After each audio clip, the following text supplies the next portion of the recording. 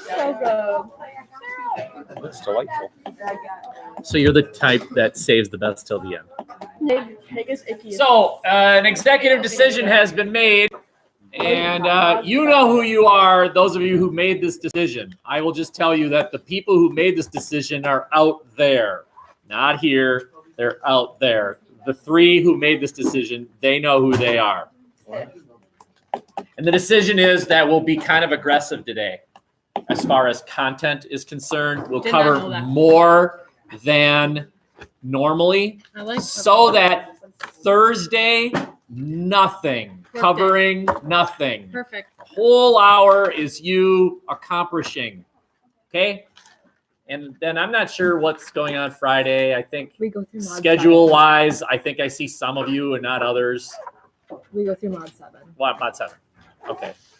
Well, that'll probably be a nothing as well. Did you do Friday at 8 o'clock? 3:10. 3:10. I think I said 3:10. 3:10. Okay. Paper due Friday at 3:10. Just a reminder about footnoting. If you're quoting from stamp, in parentheses at the end of the quote, parentheses, stamp, comma, page number, parentheses, period. Same thing with Genovese. If you found a synthesis quote, which I never said you had to do, if you found a synthesis quote, then simply put the MLA, bibliographic information. That's over and above. I never said you needed to find a quote. But just a reminder again about how easy synthesis could be. All you need to do is find an example of something that motivates or fails to motivate. And then you've addressed Stamp's argument that punishment is not a successful motivator as far as slavery, or Genovese's argument that yes, it is. Well, any law that threatens punishment is an example of criminals punishment, either motivating or failing to motivate. Find a law. You can do it. Okay. But criminals, like in general, just like they're not afraid of breaking the law because the punishment doesn't scare them. Okay, let's get back into the Civil War. We will kind of fly through the Civil War, and then later on we'll come back and look at some specifics about the Civil War, the battles itself. But I am telling you that in the middle of the Civil War, Lincoln issues the Emancipation Proclamation. Anyone know how it goes? Anyone know how it starts? 407 years ago, our fathers brought forth on this continent a new nation dedicated to liberty and proposition, all men are created equal. Now, wait a minute, that's the Gettysburg Address.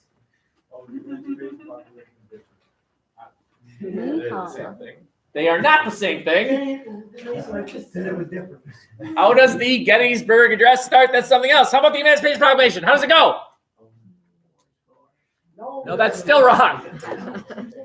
Read the paper. The reason you do not know is because it was not a speech. It was a piece of paper. Lincoln signed a piece of paper. Not a great speech. Someday go to Washington, D.C., go to the Lincoln Memorial, look to your left, there's every word of the Gettysburg Address. Look to your right, there's every word of the second inaugural address.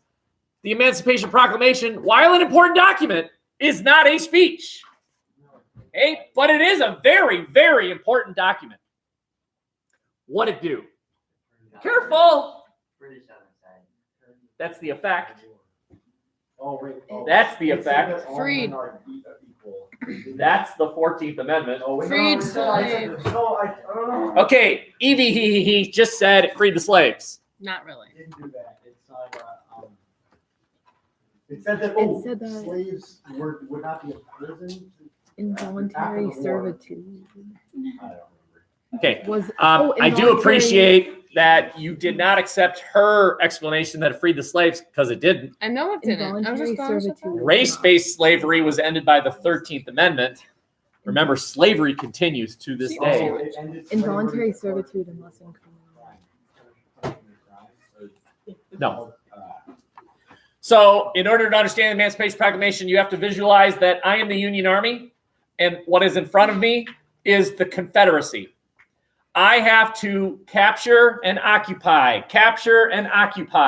And I told you yesterday that the Union Army to the East Theater, was bad. They had incompetent generals. They were unable to capture much land. Meanwhile, Grant's kicking butt over here in the West, but Lincoln lives over here. In Lincoln's world, capturing Richmond matters. And one Union general after another fails to do so.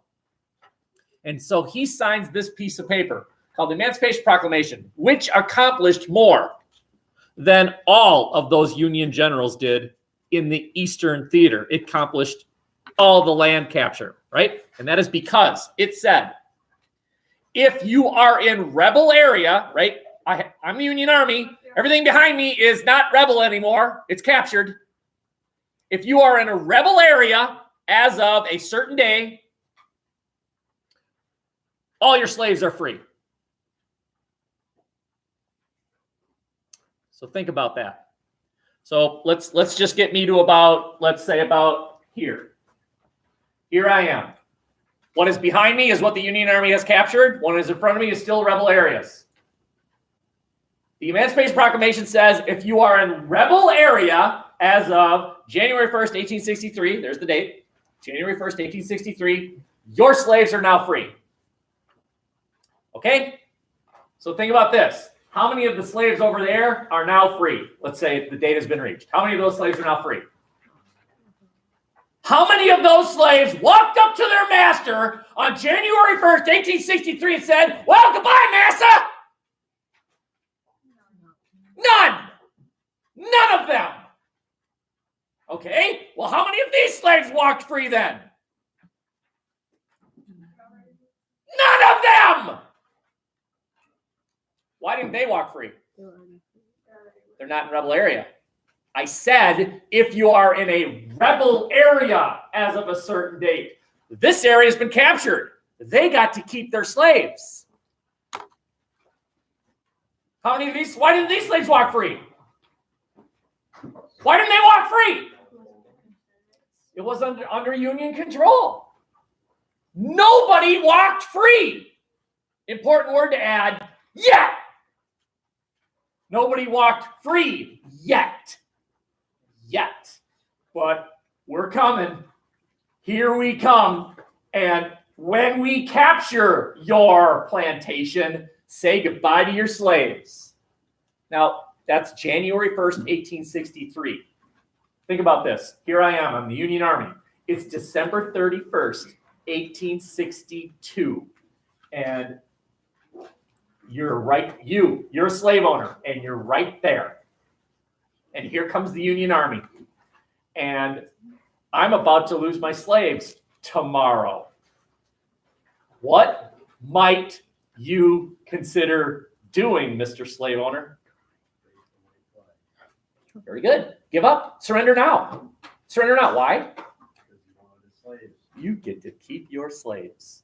If you surrendered to the Union Army before that date, you got to keep your slaves. And a whole bunch of slave owners surrendered. The Union Army captured more land with this piece of paper than the entire Union Army of the Potomac up to January 1st, 1863. Because all these slave owners wanted to keep their slaves. So they gave up. They surrendered. Okay, so one net effect was that a bunch of slave owners surrendered because they wanted to keep their slaves. Second net effect, Ben said, Ben, would you repeat, please? What did you say one of the effects of the Emancipation Proclamation was? I remember you saying. Very good. The British now are going to stop helping the South. My computer's frozen. Just a second.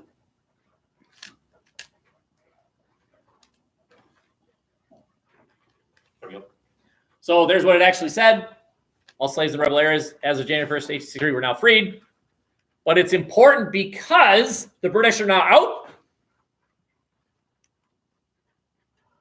And now, think about this.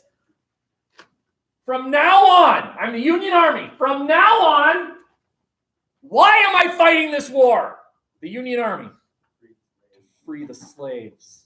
We're fighting to free the slaves. Before, why were we fighting?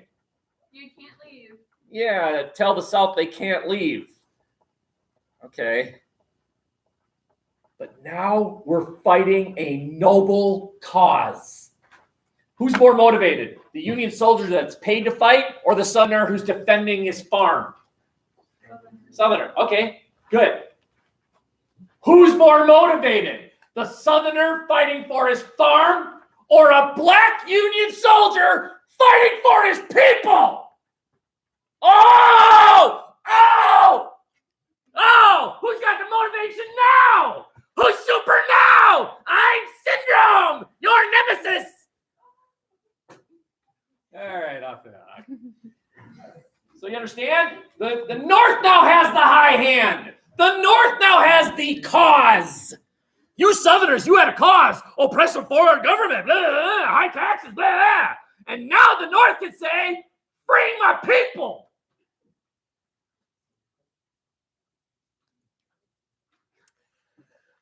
Okay. Any questions?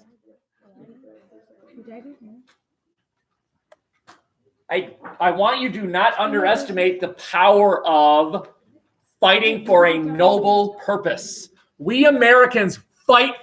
We fight crusades, man. When we fight a crusade, we win. We're fighting the Nazis. Oh, we're fighting the commies. Oh. We do well when we fight noble causes. Where we get a little bit lost is when soldiers start to wonder, why are we here? Wait till you get to the Vietnam War, when a bunch of Americans started wondering, like, why are we fighting this? They lost their sense of purpose. When we have a sense of purpose, look out. When we lose our guiding force, when we start asking, what are we doing here?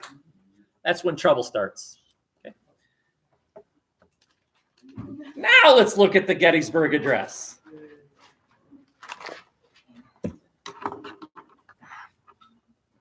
Fourscore and 7 years ago, our fathers brought forth on this continent a new nation dedicated to liberty and dedicated to the proposition all men are created equal. Now we are engaged in a great civil war, testing whether that nation or other nation so conceived and so dedicated can long endure. Is the beginning of the Gettysburg Address. Impressive. Let's go back to the 4 and 7. What the crap does that mean? 47. No.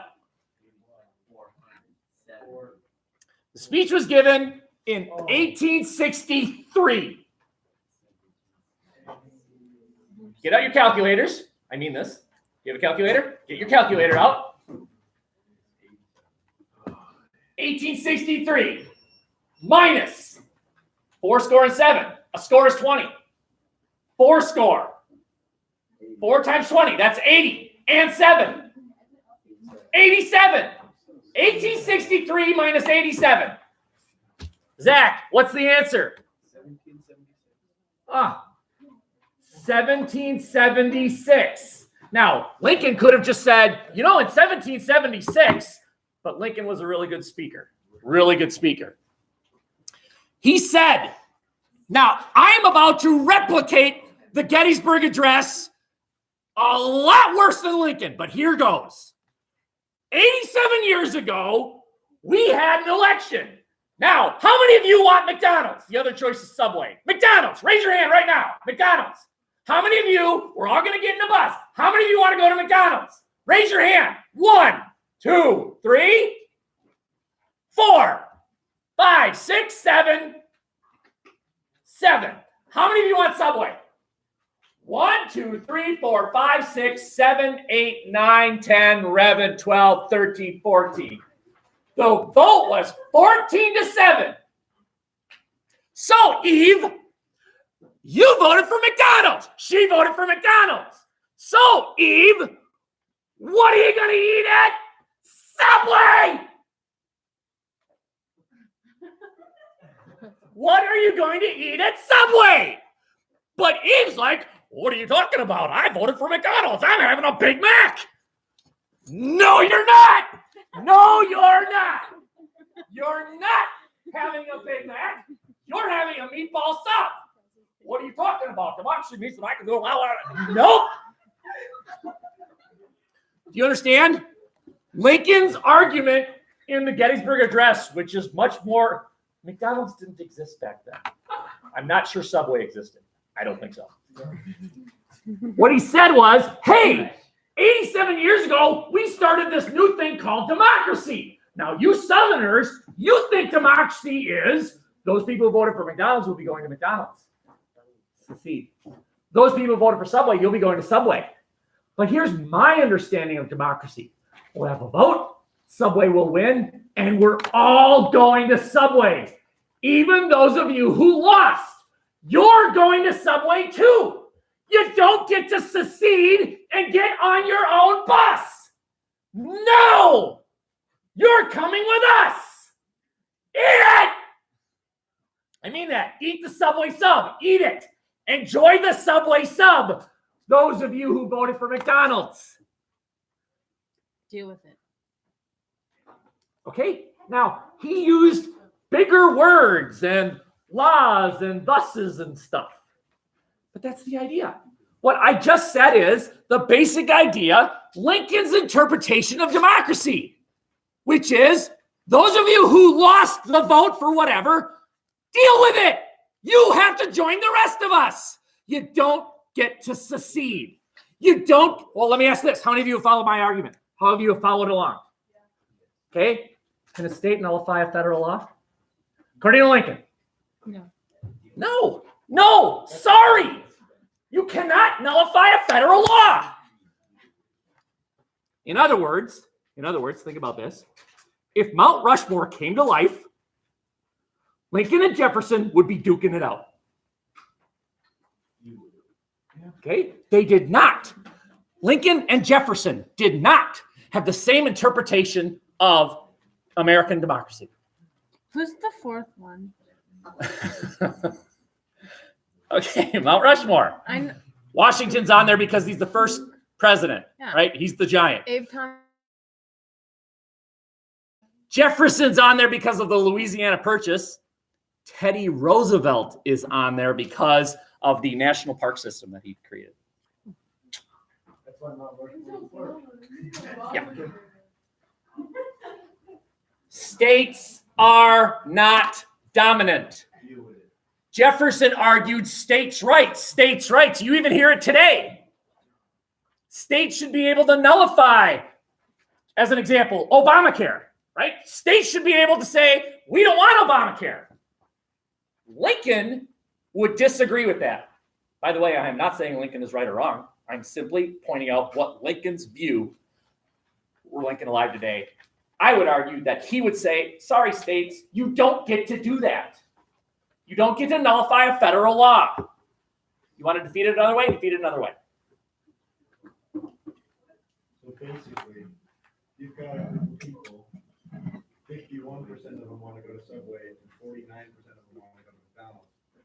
The 49% going to McDonald's would be equivalent to state secession. That's right. Well, the 49 getting on their own bus and going to McDonald's would be seceding. Okay, and Lincoln's, you can't do that. Can't do that. Very good. Any questions there? All right, let's keep going. How many of you have seen, by the way, the Lincoln Memorial? You've been there? Yes. Beautiful. By the way, if you're wondering what this is the only known photograph of Abraham Lincoln at Gettysburg. He's the guy in the middle, which is amazing. He wasn't even the main speaker.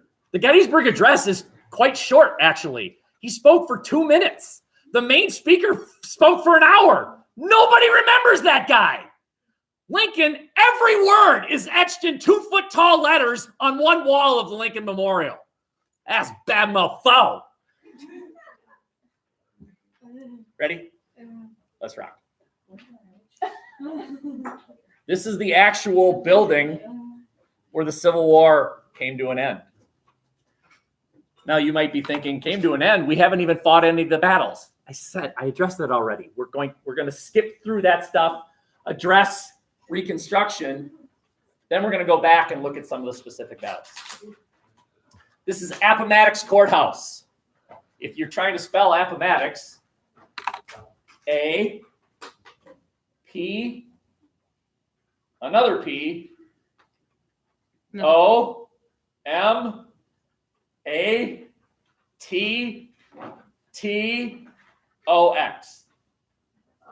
I think. Good autocorrect. Appomattox. Appomattox. Appomattox Courthouse. Yeah, your AOPP. A-O-P-P. A-P-P. O-M-A-T-T-O-X. Appomattox Courthouse. Okay. It is where Robert E. Lee, the commander of the Army of Northern Virginia, surrendered to Grant, who was the commander of the Army of the Potomac. Now that's weird because yesterday I told you Grant was out west. Grant assumed control, right? Lincoln had fired so many Union generals that he finally named Grant as the commander. Grant got on a train and headed east, leaving a guy by the name of Sherman in control of the Army of the West. And if you created your own Mount Rushmore of the worst, most evil people, right? Up there might be Osama bin Laden, Hitler. Scar I don't know. from The Lion King. Mr. Lindenberg. Up there for Southerners, Sherman. Sherman was he is a reviled and hated person. We'll get to why later on in this class. But Grant and Robert E. Lee met, shook hands in this building, and Robert E. Lee surrendered formally to Ulysses S. Grant. Question? Yes, the Sherman tank. Yep, named after Sherman. Yep. William Tecumseh Sherman. He named his parents' middle name for him was Tecumseh, the Indian leader who resisted American military westward expansion. So this guy had military from the day of his birth. Anyway, just think about this.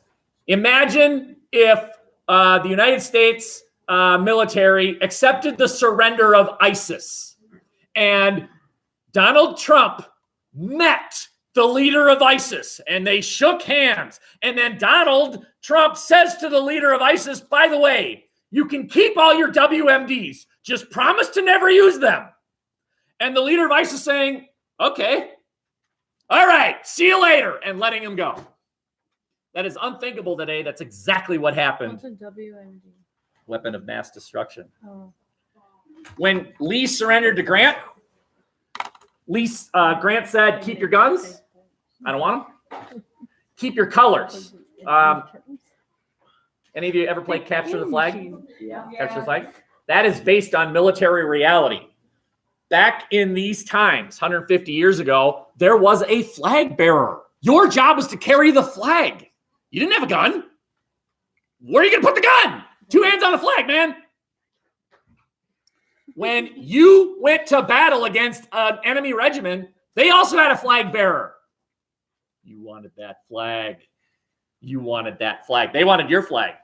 When you go into battle next time, not only would you be flying your flag, but all the flags of the enemy regiments you captured. Sort of like the belt. The champ walks in, and behind him, the people carrying the belts. Someday go to St. Paul's Cathedral in London. You walk into St. Paul Cathedral, beautiful church. It's in London. The entire first floor full of French flags. They're showing off. Full of French flags, right? Because all the British beat all those French armies and they took their flag, and what did they do? They put it in their cathedrals, right? It wasn't, gee, the French are swell. We wish we were French. No. It's, look how many French military battles we won. Hey, you know what Grant did? Said to Lee, keep your flag. I don't want your flag. It's amazing. Keep your horses. Keep your guns, keep your flag, keep your horses. Just make one promise. Promise you will not raise up arms again against the United States. Lee said, I promise. They shook hands, went their separate ways. Amazing. Amazing. And by the way, Lee honored that promise. He never rose up against the United States again. Okay. How many of you have been to Arlington National Cemetery? John F. Kennedy's buried there. Okay. And you know where that story began? What does that have to do with Civil War? Do you know whose land that originally was? Robert E. Lee's. He owned a house. If you go there, next time you go there, where John F. Kennedy is buried, look at the eternal flame and then do this. That house right there, Robert E. Lee's house. He owned it. Union soldiers buried their dead in his backyard.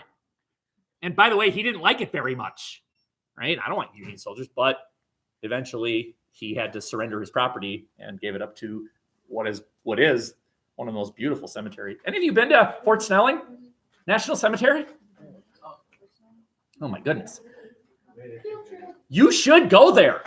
It is the largest military cemetery in the Midwest. Something like 150,000 American soldiers are buried there. What's the biggest in the USA? Arlington. Yeah, Arlington. Yes, sir. That's the one by the mall. By Mega Ball, yes. By the airport, yeah, that's right. Wait, that's what that is? Yeah. I always wondered what that was. Okay, let's keep going. We'll take a break here after a couple more slides here. Okay, so the war's over. Now, again, we will go back and look at specific things about the war in a bit. But the war's over, and now the hard part begins. You have these 13 states that quit. And now their attempt at independence is done. Now what? Are they just 13 states again? Is anything going to change? We've got to reconstruct the South. And as a result, the time period after the Civil War is called Reconstruction. But Reconstruction is more than rebuilding the railroads and rebuilding the schools and the hospitals. That's one aspect. You have to rebuild the Southern economy. The Southern economy is gone. There's no more slavery. Southern economy was based on slavery. No more slavery. Now what? You have about 3 million unemployed former slaves. And you have a bunch of people that own farms that need workers. Suddenly. Work yourself. Well, it seems like a deal can be made there. I need a job and you need workers. So maybe we can work something out here. Okay. You got to reconstruct the political system. All these former slaves, can they vote? Should they be able to vote? How about these former Confederates, the people who voted for secession? Do they just get to vote again? Maybe not. Maybe we should reconstruct the political system. So understand that Reconstruction was the physical rebuilding, the economic rebuilding, and the political rebuilding of the former Confederacy. You got to rebuild the actual structures. You got to rebuild their economy, and you have to rebuild their political system, their governments. This is a slide that identifies the needs, right? One is the South's destroyed. Their infrastructure is destroyed. You are looking at a picture of downtown Richmond, Virginia. That's their capital. You got to rebuild it. Who's going to do that? The United States, after the Civil War, actually starts a long and rich history. We actually become kind of good at this. We go in, beat the enemy, and then rebuild them. I mean, look at in the 1940s, who were our two primary enemies? Germany and Japan. We rebuilt both of them. They are two of our strongest allies today. We rebuild that which we destroy, right? We're like the kid who wrecks the Legos and then rebuilds it, and theoretically builds it better than it was. Okay. The second thing that is necessary is the Southern economy. I've identified two of the things. One is these former slaves don't have jobs, and the former slave owners have no employees. Yes, sir.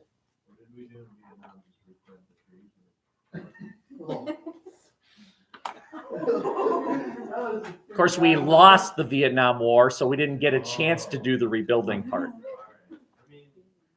What did he say? You're going to try and explain your way out of this one? Okay. Also, imagine if you're a millionaire with Confederate money. That Confederate money is now worthless. Are you broke? Would the United States government do some sort of a trade-in program? We'll pay you for your Confederate money. Would the U.S. do that? Are you, in a way, rewarding slave owners? Okay. Southern plantations had no workers. The last one is the political. So, right, you've got the physical, you've got the economic, and now you've got the political. What were these things? They used to be states. What are they now? Are they states again? Do they just automatically become Texas again? Or should we have them reapply for statehood? And there's nothing that says that there even has to be a Texas. Should we bring them back as is? Should we redraw the lines? Two questions that I have here. Do we acknowledge they did secede? They did leave, and as a result, they have to reapply? Or do we argue that they never seceded in the first place? If they never seceded in the first place, then that's still Texas. That's still Florida. They never seceded. See, during the war, Lincoln argued, you never seceded, and it was convenient at the time. Now the war's over, and now Northerners are like, yeah, they did secede. Yep, they definitely seceded. They left, and now they have to come back. So let's create new hoops that they have to jump through. You understand why? Everyone understand why Lincoln wanted to argue that they never seceded in the first place? We get that. All right, Lincoln's whole Gettysburg Address. But now that the war's over, the feeling was, yeah, they did secede. They definitely seceded. Do you understand why? Is anyone in here like, I don't understand why we need to say that, okay, if they seceded, then they have to reapply for statehood. And when you reapply for statehood, you now have to go through hoops that we designate. Like you have to acknowledge things. End of slavery, 13th Amendment. That blacks are citizens, 14th Amendment. That blacks can have the right to vote, 15th Amendment. You want to become a state? Pass these 3 amendments. Put them in your state constitution. Okay, you understand? We need them to be states. Okay. Any questions? Let's take a break. So I will resume when the big hand is on the 7. You got a 5-minute break. Get a drink, go to the bathroom. I'll see you in 5.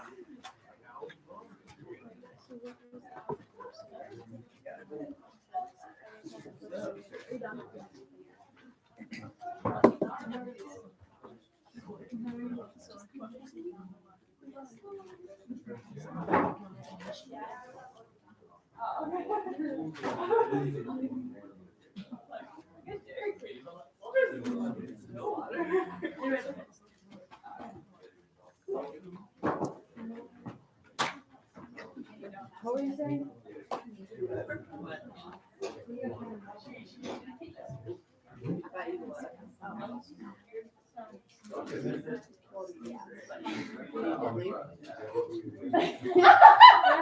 Oh my gosh. That sounds weird looking. Okay. I didn't realize your teeth looked like that. Like that. Yeah, like, I don't know. Like, why does it look so different? No, I just pulled out and made me there you go. I don't know, they just look different. Maybe it's just because you only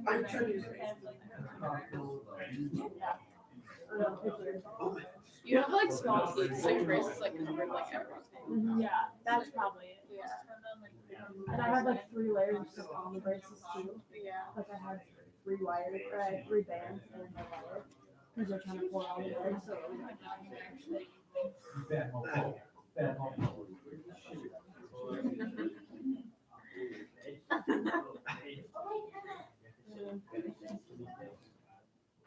I take a picture? No way you did that. I don't know.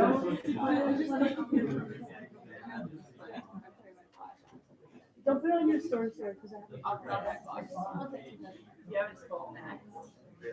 Is it like a secret? it comes on Fridays. It's really cool.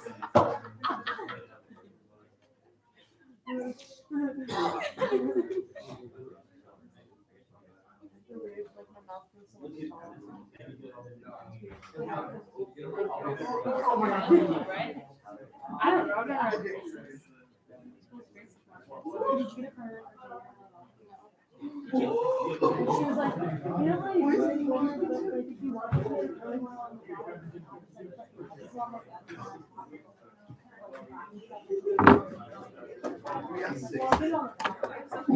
Yeah, for instance. But do you have like a plastic on top of Yeah. Yeah, what's that? It's just a wire. It's like a wire. When do you get the wire out? It falls out? What if you choke on it? Like my actual piano.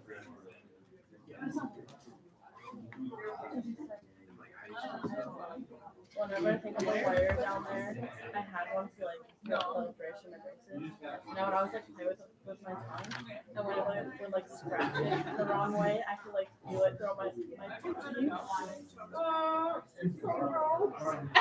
Like, you know those feelings like some people, if they're touching cotton or something? Or like scratch your nails on something. popsicle sticks. It's like that feeling of the wire. Popsicle sticks. The wire scratching. I can't do it. Those are gross. Like when I finish a popsicle and then my teeth go on it, like, Oh, I know what you're talking about. Mine's the wire.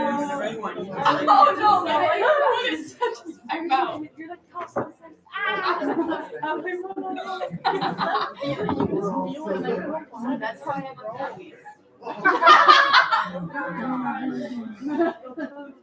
Now we all understand.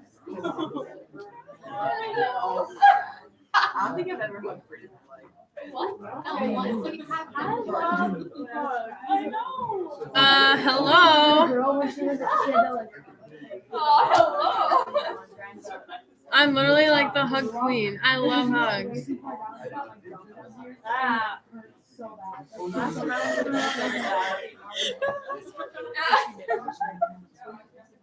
Who else wants a hug? I can't even watch it. Bryson I need a Boddick is free not hug here. shirt. She's on a little field trip thing. Anna Fewby? I'm right here. You didn't Is this still going? I just. Yeah. Hi. Madison. Our hug made it through the camera. It was so good. Kayla? Martin? I feel famous. Riley? Is he on that field trip? The guy? We have no teeth anymore. No Dawson Monty? No accessories. Sarah Tronson?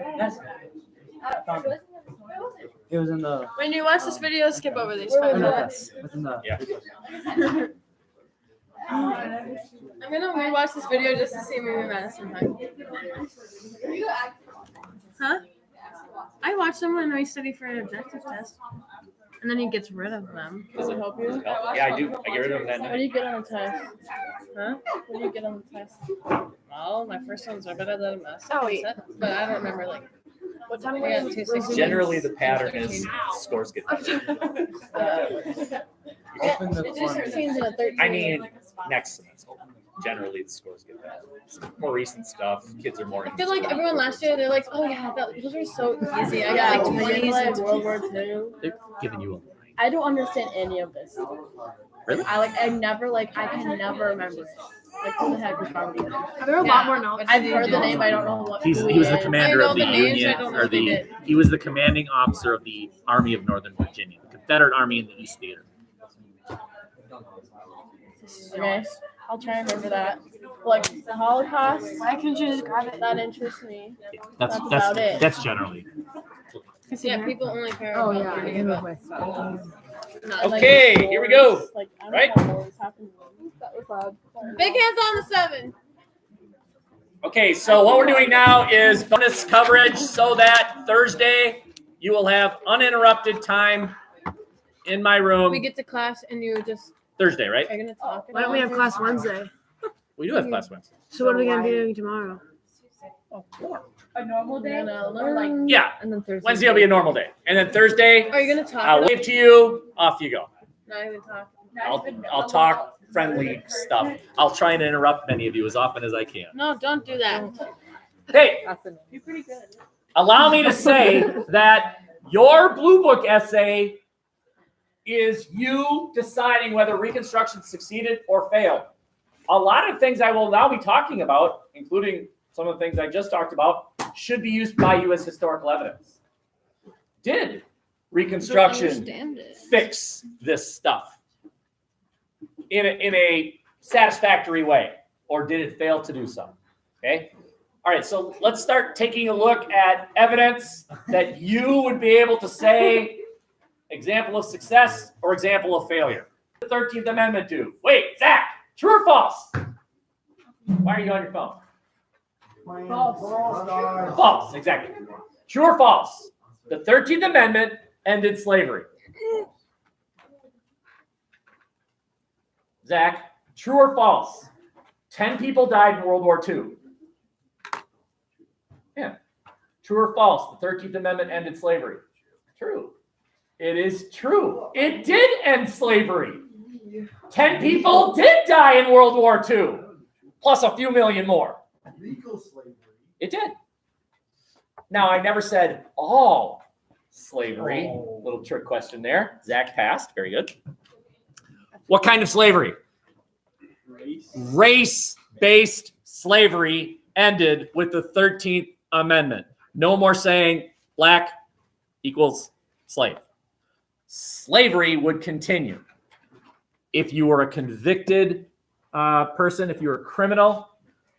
So think about this. Evidence that Reconstruction succeeded. The end of slavery. That's good. You could refute that, right? Try and picture that paragraph. The Roe Crow laws. Jim Crow. Well, yeah. Well, or the inherent flaw. Well, I don't know. Maybe you could argue, what's wrong with making somebody convicted of a crime a slave, which is legal. But what happened was Southern states created laws knowing that blacks would violate them. Now we can re-enslave them. To arrest black slaves. Well, not slaves. To arrest blacks and make them slaves under Yes, a convicted crime. because they're criminals. Okay.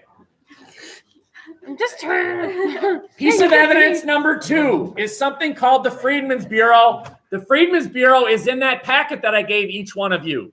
It's in there. Yes, it's very colorful. What you're looking at is the first federal welfare program. Welfare is a very controversial issue today. What happens is if you're old, you get medical care through this thing called Medicare. If you're poor enough, the federal government helps you with basic medical needs through this thing called Medicaid. There's also this thing still on the books called the American Care Act, or as most of you call it, Obamacare. Still on the books. It's still the law of the land, even though a judge a few days ago declared it unconstitutional, said the whole thing was unconstitutional. That's not the end of the story. It'll be appealed, and the Supreme Court will make a ruling on it again. But right now, it's the law of the land. All of these things are examples of what's called welfare.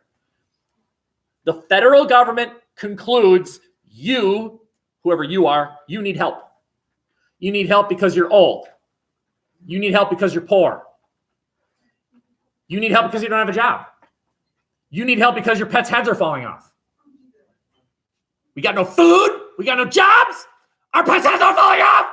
Federal government steps in and says, here. Okay, how many of you have mom, dad, uncle, older brother, whatever, that has what's called unemployment insurance? Any of you have relatives that do not have a job, but they get paid by the federal government? They get paid unemployment insurance. That's welfare. You can see the controversy, though, because some people say, get off your lazy butt and get a job. Stop relying on the federal government for a handout. They see welfare as a handout. Are there some lazy people? Absolutely. On the other hand, there are some people that have gotten a raw deal, right? Think about a mom that never went to college, got married, and they decide, the husband will work. And then they get a divorce and she gets the kids. What is she supposed to get a job? Right? So the federal government in that situation says, here, we'll help you. The first example of welfare, you need food, you need clothing. Someone's got to teach you how to read. Here we are.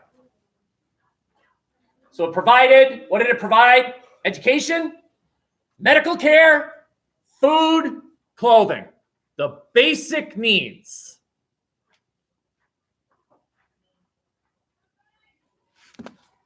Now, the Freedmen's Bureau also toyed with, it never happened, but what they toyed with was, imagine this library is my plantation before the Civil War, and you're my slaves. I own it. You're poor. Yeah, it's pretty small. But let's pretend it's, much, much larger. What the Freedmen's Bureau has said is, all right, why don't we just award each former slave family a chunk of land, give them a mule. There you go. We're good. With that land, grow what you want. With that mule, you can till the fields, right? It never happened, but at least the idea was there. Okay. How many of you have looked at that packet? You've actually looked at it. Did you notice that the Supreme Court declared it unconstitutional? In 1872, it ended. So again, what I've just armed you with is an example of success, but then within it is its own failure. Yeah, it's sort of an example of success while it existed. But again, picture that paragraph. If you reject the idea that Reconstruction succeeded, you could acknowledge the success of the Freedmen's Bureau, but then say, however, didn't last. Didn't last. Okay? If you wanted to argue that Reconstruction was a failure. Let's try one more. One more slide and then turn off. Any questions before we advance? Wait, when did it expire? 1872. Something. Okay, last slide. Near the end of the Civil War, when the writing was on the wall, South was going to lose. Southern states passed a series of laws. They weren't called the slave codes. There were slave codes. We looked at slave codes already. They were called black codes. Dun, dun, Here are the laws. Here are the laws that Southern states would use to arrest blacks later and remake them slaves because they were criminals. Here they are, the laws that existed. Okay, so they were passed by Southern states. Law number 1, required. Blacks, you had to work on plantations. Now remember, you're not a slave, so relax. But you have to work on a plantation. Is this if they're criminals or just? Nope. Year-long contracts. Now at the end of that year, you want to get out of Dodge and head west and become a cowboy out west? Fine. But for that year, stay here. Was this just put on everyone? I'm not sure if all 13 states passed it, but certain states definitely passed it. Okay. Now it says here this would lead to something called sharecropping, which we'll visit later. Law number 2. If you attempted to break that contract and run away, we'll catch you, bring you back, and we'll fine you. And the way to work off that fine is labor. But remember, you're not a slave. How is this not slavery? Because the 13th Amendment ended slavery. But they force them to sign contracts to do that. Okay. These are laws. They are laws. Law number 3. No black could own a gun. What are you, crazy? I don't want to get shot. Now, you might be out there saying, wait a minute, isn't there this thing called the Second Amendment? Uh-huh. So, you're a former slave, you own a gun, you're arrested. Why don't you just go complain to the local authorities about how they violated your Second Amendment rights? Good luck. Good luck to you getting traction there. Didn't they just pass a law that there was no race-based slavery? How are they, if that was the thing, how are they able to pass this law just on blacks? They're not slaves. They just can't own guns. Blacks can't own guns. Through Southern state laws. Southern states laws. To They're not slaves. go around the federal law. But Now they're you forced again, to you do might argue, well, wait a Same- minute, doesn't same this thing with violate slavery. They weren't the Second forced. Amendment? And blacks, If they because did of the it, 14th then Amendment, they are would get citizens, which means they convicted. get all the other amendments. That's full. Okay, that's fine. Persuade me then that Reconstruction failed. Law number 4, if groups larger than a certain number, I don't know what that number is. It might have been 5 or 6. I don't really know. No black could be in public in a group larger than X. I don't know what that number is. Families were exempt. If that was your family, fine. But no public meetings, You're trying to go out with which friends. violates the First Amendment. You have the right to assemble, like the Avengers. But nope, no public assembly. Because if you're meeting, you might be talking about rebellion. Right? In a way, it's the British Quartering Act all over again, isn't it? Hey, what did I just do there? Almost done. Now, I made a mistake here. This is incomplete. No black could rent or own property.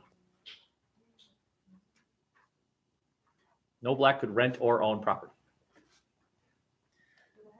And then finally, no black could serve on any jury in a criminal trial.